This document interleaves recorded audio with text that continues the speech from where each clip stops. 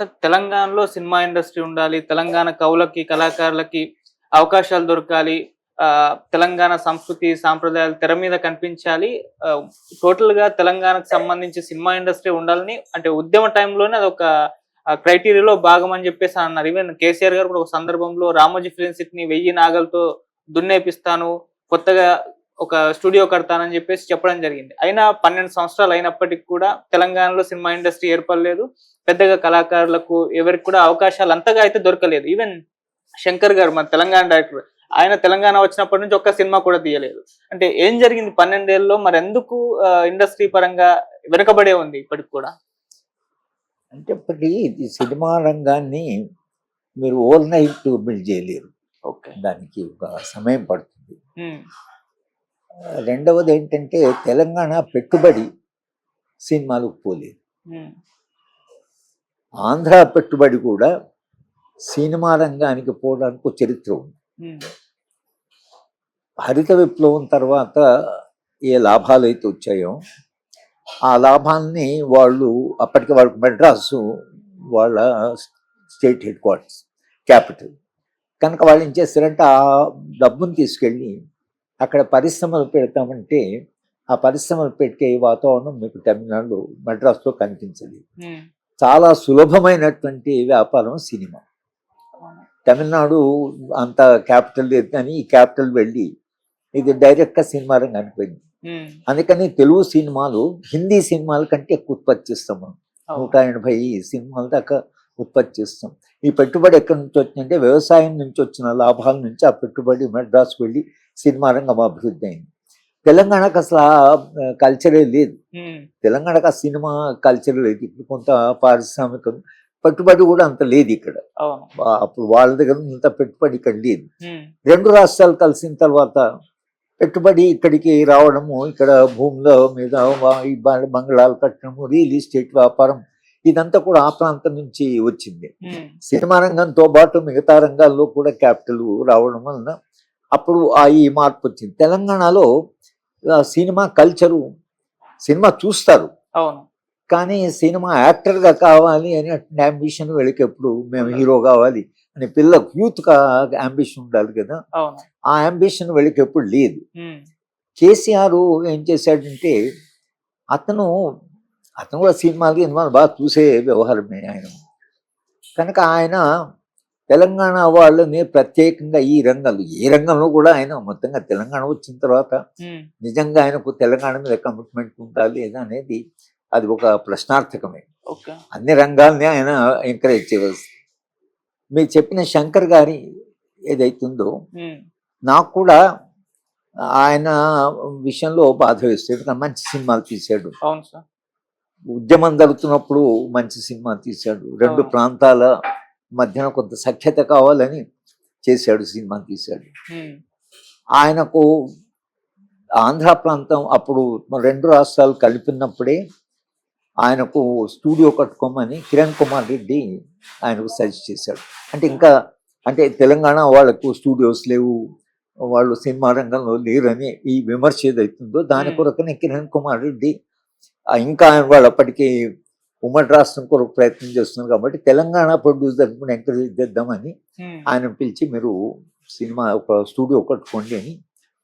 ఆ స్టూడియో కట్టుకోండి అని ల్యాండ్ ఏదైతుందో అప్పటి నుంచి అది మసులుతూ అది ఓ చీఫ్ మినిస్టర్ తర్వాత ఇంకో చీఫ్ మినిస్టర్. తెలంగాణ వచ్చిన తర్వాత తప్పకుండా ఆయనకు భూమి ఇస్తారు. తర్వాత ఆయన స్టూడియో డెవలప్మెంట్ కావాల్సింది గవర్నమెంట్ మద్దతు ఇస్తారని అనుకుంటే ఆ భూమి ఎక్కడన్నారు ఇక్కడన్నారు 4-5 చోట్ల మార్చారు. తెలంగాణ వచ్చిన తర్వాత ఇంతవరకు ఆ భూమిని ఎక్కడో ఒక 5 ఎకరాల భూమి అన్నారు, వాళ్ళు ఓడిపోయారు. కాంగ్రెస్ వాళ్ళు వచ్చిన తర్వాత కూడా నేను ప్రత్యేకంగా చీఫ్ మినిస్టర్ గారికి 2 సార్లు చెప్పాను, సార్ మీరు ఆ ల్యాండ్ ఏంటి, ఆ శంకర్ గారు ఉన్నరే ఒక ప్రొడ్యూసర్ అంటే అది వేరే వాళ్ళ భూమితో లింక్ అయిపోయింది, కాంట్రవర్సీలు అయిపోయింది, అది సుప్రీంకోర్టులో.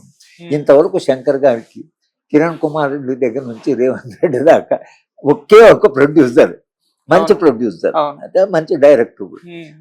అంత మంచి డైరెక్టర్ తెలంగాణలో ఉన్నప్పుడు తెలంగాణ వాళ్ళు ప్రొటెక్ట్ చేసుకోవాలి కదా, అలాంటి డైరెక్టర్స్ ఇంకా కొంతమంది తీసుకురావాలి. ఆ తెలంగాణకి ఆ దృష్టి లేకుండా తెలంగాణ రాష్ట్రం వచ్చిన తర్వాత అస్తిత్వాన్ని కాపాడడం కొరకు ఏ ప్రయత్నం కూడా సరిగ్గా జరగదు. ఓకే. ఒక రీజన్ వాళ్ళు ఓడిపోవడానికి కూడా, ఎందుకంటే ఆయన పార్టీనే మార్చుకొని జాతీయ పార్టీగా మారడంతో తెలంగాణ ప్రాంత అస్తిత్వం ఏదైతుందో ఆ అస్తిత్వాన్ని కాపాడేటువంటి, అంటే ఇది మనం కాపాడుకోవాలి. ఇప్పుడు తమిళనాడు ఉందనుకోండి, వాళ్ళకు తమిళ అస్తిత్వం ఎంత బలంగా ఉంది. ఇంతవరకు ఒక జాతీయ పార్టీని ఎంట్రీ కూడా దొరకని తెలుస్తుంది. ఇప్పటికీ భారతీయ జనతా పార్టీ ఇన్ని ఆంగులు, ఇంత మరి వనరులు, ఇంత మోడీ, ఇంత వ్యవహారం కూడా తమిళనాడులో దాన్ని అంటుకుంటారు. అస్తిత్వం అంటే ఎట్లా ఉంటుందంటే, ఇక ఆ అస్తిత్వం చాలా బలంగా, ఒకవేళ నా అస్తిత్వం పోతే నేను బతుకున్నట్లే కాదు అనేటువంటి కొంచెం ఫీల్ అవుతారు. ఇక్కడ అది లేదు. తెలంగాణలో అస్తిత్వం అంత లోతుగా లేదు.